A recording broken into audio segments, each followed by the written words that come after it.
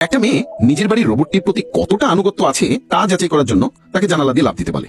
Robot, যার নাম Andrew, একটুও না ভেবেই সোজা জানালা দিয়ে ঝাঁপিয়ে পড়ে। তার পড়ে যাওয়ার শব্দে তিনি ছুটে যান বাইরে আর দেখেন অ্যান্ড্রু মাটিতে পড়ে প্রায় অচল হয়ে পড়ে আছে। অ্যান্ড্রু গুরুত্বভাবে আহত হলেও সে কোনো অভিযোগ করে না, কারো নাম বলে না। সে শুধু নিয়ম মেনে চুপ করে থাকে। কিন্তু অ্যান্ড্রু কিছু না বললেও বাবার বুঝতে বাকি থাকে না কার কাজ এটা। তিনি নিজের দুই মেয়েকে ডেকে আনেন, তবে তিনি কাউকে শাস্তি দিতে চান না। তিনি শুধু চান তার সন্তানেরা বুঝুক অ্যান্ড্রু এখন শুধু এক রোবট নয়, সে তাদের পরিবারের সদস্য। তাকে যেন আর কখনো কষ্ট না দেয়। একদিন ছোট মেয়েটি অ্যান্ড্রুর সঙ্গে সমুদ্রের ধারে খেলছিল।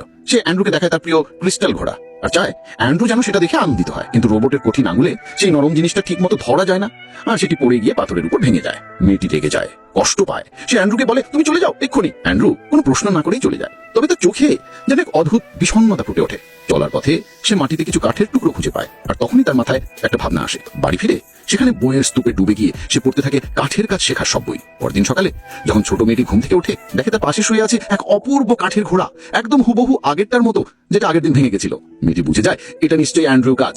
তখন সে আনন্দে দৌড়ে বেরিয়ে পড়ে অ্যান্ড্রুকে খুঁজতে। এই ঘটনার পর ধীরে ধীরে সে ছোট্ট মেয়েটির মনে জায়গা করে নিতে থাকে লোহারি মানুষটা। যখন বাবা এসব জানতে পারেন তখন তার মধ্যেও জন্ম নেয় এক কৌতূহল। তবে তিনি ভাবেন এটা বোধহয় অ্যান্ড্রুর সফটওয়্যারে থাকা শেখার ক্ষমতারই ফল। কিন্তু সেই রাতেই বই পড়তে পড়তে তিনি এক অদ্ভুত শব্দ শুনতে পান আর সেখানে গিয়ে চোখ কপালে ওঠে তার। অ্যান্ড্রু শুধু ভাঙা রেকর্ড প্লেয়ারটা ঠিক করেছে তাই না, সে সেই অদ্ভুত সুরে নিজেই মগ্ন হয়ে শুনছে, যেন সে অনুভব করছে, বুঝতে পারছে। এই দৃশ্য দেখে বাবা বিস্মিত হন। পরদিনে তিনি অ্যান্ড্রুকে নিয়ে যান রোবট কোম্পানিতে। সেখানে তিনি বলেন, অ্যান্ড্রু শুধু দক্ষ না, সে সৃষ্টি করতে ভালোবাসে, এমনকি সঙ্গীত উপভোগ করে। অ্যান্ড্রুর মতো এমন অনুভূতি কি অন্য রোবটের মধ্যেও দেখা যায়? কিন্তু রোবট কোম্পানির দায়িত্বপ্রাপ্ত কর্মকর্তা এটাকে শুধু একটা কারিগরি ত্রুটি বলে উড়িয়ে দেন। তিনি বরং বাবাকে পরামর্শ দেন একটা নতুন রোবট নিয়ে নেওয়া হোক। তবে ফেরার পথে বাবা একটা সাহসী সিদ্ধান্ত নেন। তিনি ভাবলেন অ্যান্ড্রুকে আরো অনেক কিছুর সঙ্গে পরিচয় করাতে হবে, তাকে আরো শেখাতে হবে। তাতে বোঝা যাবে এই রোবটটির ভেতরে ঠিক কতটা সম্ভাবনা লুকিয়ে আছে। অবসরে বাবা তাকে শেখান জীবনের প্রকৃত অর্থ কি, আর শেখাতে দেখেন কেমন করে অনুভূতি আর হাস্যরস গড়ে ওঠে মানুষের ভেতর। অ্যান্ড্রু যদিও এসবের গভীর মানে বুঝতে পারতো না। এদিকে ছোট মেয়েটি তাকে পিয়ানো বাজানো শেখাতে শুরু করে। দিন যায়, সময় বদলায়। ছোট্ট সেই মেয়েটিও আর ছোট নয়, সে বড় হয়ে গেছে। সে অনুভব করতে শুরু করে একটা যন্ত্রের প্রতি, এক রোবটের প্রতি এক বিশেষ টান। কিন্তু অ্যান্ড্রু যেহেতু সে রোবট, সে কিছুই বুঝে উঠতে পারে না। পিতা বুঝে গেছিলেন অনেক আগেই এই সম্পর্ক একতরফা। তাই তিনি চেয়েছিলেন যেন তার মেয়ে অপ্রয়োজনীয় আবেগে জড়িয়ে না পড়ে, কারণ অ্যান্ড্রু অবশেষে একটি যন্ত্র মাত্র।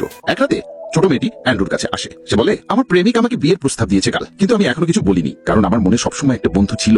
যখনই সেই বন্ধুটি কাছে আসে আমি সবকিছু ভুলে যাই। অ্যান্ড্রু, যার মনে একবারে সরল, সে বলে, তাহলে তুমি ওই বন্ধুকেই বিয়ে করা উচিত। মেয়েটি থমকে যায়, সে বুঝে না কি বলবে। অ্যান্ড্রু বজে ফেলে মানুষের আবেগ কত জটিল, কিন্তু সে জানে না যে বন্ধুর কথা মেয়েটি বলছিল সে নিজেই অ্যান্ড্রু। শেষ পর্যন্ত ছোট মেয়েটি বিয়ে করে তার প্রেমিককে। এই সময়ে অ্যান্ড্রু পড়ে ফেলেছে অগণিত বই মানব ইতিহাস নিয়ে। সে দেখে ইতিহাস জুড়ে মানুষ কত ভয়ঙ্কর যুদ্ধ করেছে, আর প্রতিটি যুদ্ধের পেছনে একটাই লক্ষ্য ছিল স্বাধীনতা। সে নিজেও কি কখনো স্বাধীন হতে পারবে?